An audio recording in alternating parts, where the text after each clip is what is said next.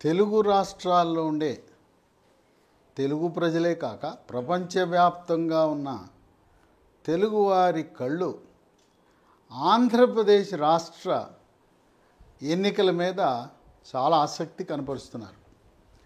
ఎవరు గెలుస్తారు 2024లో జరగవలసిన ఆంధ్రప్రదేశ్లో శాసనసభ పార్లమెంట్ ఎన్నికలు ఒక నెల రోజులు ముందుగానే షెడ్యూల్ విడుదల కాబోతుంది. ఉత్తర భారతదేశంలో మధ్యప్రదేశ్, ఛత్తీస్గఢ్, రాజస్థాన్లో విజయభేరి మోగించిన బీజేపీ జోష్పై ఉన్నది. జనవరి 22న రామ్ జన్మ భూమిలో ప్రధానమంత్రి మోదీ ప్రాణ ప్రతిష్ఠ చేసిన తరువాత ప్రతిరోజు అయోధ్యకు 1000 రైళ్లు నడిపి దేశవ్యాప్తంగా జై శ్రీరామ్ అని మారుమోగే విధంగా, పైగా ప్రధానమంత్రి మోదీ ఒక పిలుపునిచ్చారు. జనవరి 22న రాముడు 500 సంవత్సరాల తర్వాత తన నివాసానికి వెళ్తున్నాడు.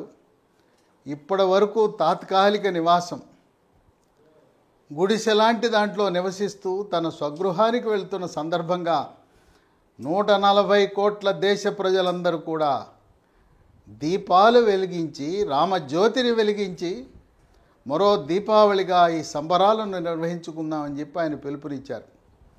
ఆ జోష్లో ఉన్న బీజేపీ మార్చి 10-15 మధ్యలో తెలుగు రాష్ట్రాల్లో ఆంధ్రప్రదేశ్, తెలంగాణలో ఎన్నికలు జరగబోతూ ఉన్నాయి.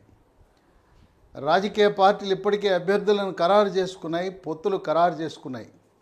కొత్త పరిణామం ఏంటంటే ఆంధ్రప్రదేశ్లో కాంగ్రెస్ రాష్ట్ర పగ్గాలను ప్రదేశ్ కాంగ్రెస్ అధ్యక్షురాలుగా వైఎస్ షర్మిల ఆమె బాధ్యతలు చేపట్టి సమాధి స్థితిలో ఉన్న కాంగ్రెస్ని పునరుజ్జీవింపజేసి, ఆ విధంగా కాంగ్రెస్ పార్టీ దేశవ్యాప్తంగా ఉన్న ఇండియా కూటమిలో భాగస్వాములైన CPI, CPM, BSP, forward bloc లాంటి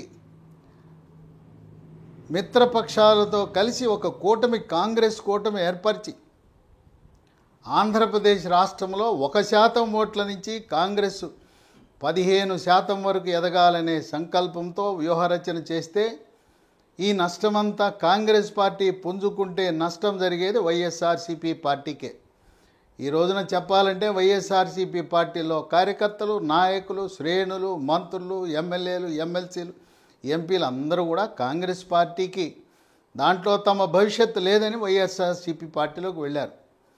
ఈ రోజున వైఎస్ఆర్సీపీ పార్టీ అంటే మన అద్దె గృహం, మాతృ సంస్థ, మన సొంత ఇంటికి వెళ్ళిపోదామని చాలామంది వైఎస్ఆర్సీపీ పార్టీ నాయకులు ఎవరైతే అసంతృప్తితో ఉన్నారో, అసమ్మతితో ఉన్నారో, సీట్లు రాని వాళ్ళు, పదవులు రాని వాళ్ళు, నామినేషన్ పదవులు లభించిన వాళ్ళందరూ కూడా తిరుగు ప్రయాణము, స్వగృహము కాంగ్రెస్ పార్టీకి వెళ్ళాలని ఆలోచిస్తున్న తరుణంలో చాణక్య స్ట్రాటజీస్ అనే ఒక సర్వే సంస్థ ఆంధ్రప్రదేశ్ రాష్ట్రంలో 30 డిసెంబర్ 2023 వరకు విస్తృతంగా సర్వే నిర్వహించి వారి యొక్క సర్వే ఫలితాలను వెల్లడించారు. ఈ చాణక్య స్ట్రాటజీస్ అనేవి తెలంగాణ రాష్ట్రంలో వాళ్ళ సర్వేలు నిజమైనవి. అలాగే ఉత్తర భారతదేశంలో వివిధ ఎన్నికల్లో కూడా చాణక్య స్ట్రాటజీస్ వాళ్ళ సర్వే ఫలితాలు వాస్తవమైన దృష్ట్యా ఆంధ్రప్రదేశ్ రాష్ట్రంలో కూడా చాణక్య స్ట్రాటజీస్ చేసిన ఒపీనియన్ పోల్ సర్వే ఏ విధంగా ఉన్నాయంటే, ఇక్కడ 13 ఉమ్మడి జిల్లాల ప్రాతిపదికన సర్వే చేయటం జరిగింది. శ్రీకాకుళం జిల్లాలో 10 నియోజకవర్గాలు ఉన్నాయి.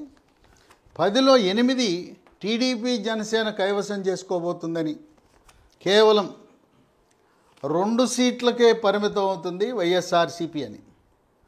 అక్కడ హోరాహోరీగా ఉండే ఒక్క నియోజకవర్గం కూడా లేదు. విజయనగరంలో 9 నియోజకవర్గాలు ఉంటే 4 టీడీపీ, జనసేన, మరో 4 వైఎస్ఆర్సీపీ, 1 నియోజకవర్గం హోరాహోరీ. మూడవది విశాఖపట్నం, 15 అసెంబ్లీ నియోజకవర్గాలుంటే 11 టీడీపీ, జనసేనకు, 2 వైఎస్ఆర్సీపీకి, మరొక 2 హోరాహోరీ.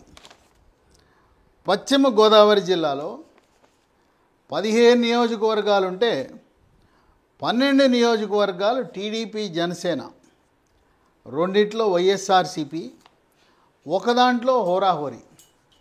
మనం గమనించవలసిన విషయం ఏంటంటే ఇప్పటివరకు తెలుగుదేశము జనసేన కలిసి ఉంటే ఫలితాలు, సర్వే ఫలితాలు ఇవి. త్వరలో జనసేన తెలుగుదేశం పార్టీ కూటమిలో భారతీయ జనతా పార్టీ కూడా ప్రవేశించి 3 రాజకీయ పార్టీలు కలిసి ఉమ్మడి వ్యూహంతో కదలిపోతున్నాయి. సంక్రాంతి పండగ నాటికి భారతీయ జనతా పార్టీ జాతీయ పార్లమెంటరీ బోర్డు ఒక నిర్ణయం తీసుకుని తెలుగుదేశం పార్టీని ఎన్డీఏ కూటమిలోకి ఆహ్వానించి కలిసి పోటీ చేద్దామనే ఆలోచన ఉంది.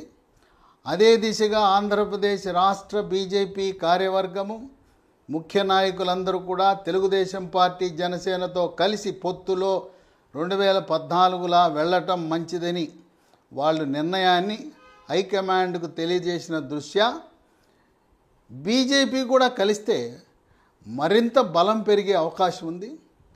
ఇప్పుడు రామ్ జన్మభూమి, జై శ్రీరామ్ అనే ప్రభావము తెలుగు రాష్ట్రాలపై కూడా పడుతుందని విశ్లేషకులు భావిస్తున్నారు.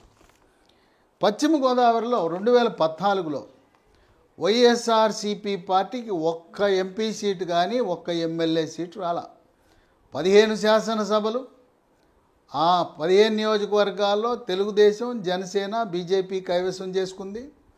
ఈ జిల్లా పరిధిలో ఉన్న 3 పార్లమెంటు సీట్లు, నరసాపురం, ఏలూరు, రాజమండ్రి, మూడిట్లో కూడా మహాకూటమి తెలుగుదేశం జనసేన బీజేపీ కూటమి కైవసం చేసుకోవటం అనేది విషయం. అదే దిశగా ఇప్పుడు పశ్చిమ గోదావరి జిల్లాలో వైఎస్ఆర్సీపీ పార్టీ 0 కొట్టే అవకాశాలు ఉన్నాయని విశ్లేషకులు భావిస్తున్నారు. 2019 ఎన్నికల్లో కూడా అక్కడ గెలిచిన అభ్యర్థులందరూ కూడా 2000, 3000, 4000 తక్కువ మార్జిన్తోనే గెలవటం అనేది ఒక విశేషం.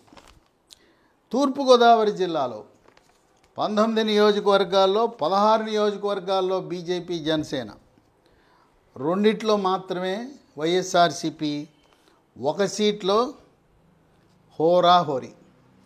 విశేషం ఏంటంటే ఉభయ గోదావరి, తూర్పు పశ్చిమ గోదావరి జిల్లాలో జనసేన ప్రభావం చాలా అధికంగా ఉంది.